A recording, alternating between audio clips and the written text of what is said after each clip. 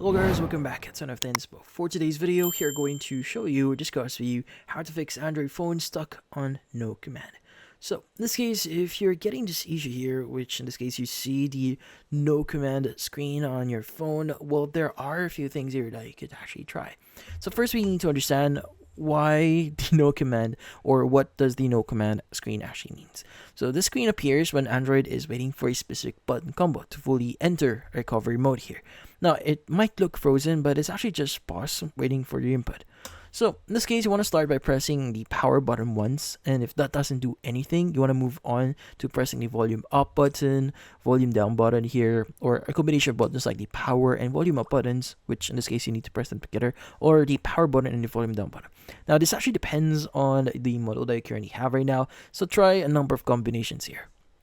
Now, in this case, on all the devices, so with back, home, and or menu buttons here, so you want to try pressing those during the no command screen as well. If it's actually rare, but sometimes they help trigger the recovery menu.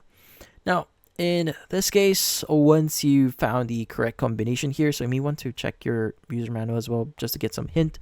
But usually speaking, you should be able to see the recovery menu or Android recovery screen. Now, in here, you have the option to wipe your cache. You also have the option to factory reset or reboot your system. So what you could do is you could just click on the or navigate to reboot system now at the very top. So you could use the volume up and down button to navigate to reboot system and use the power button to select that specific option.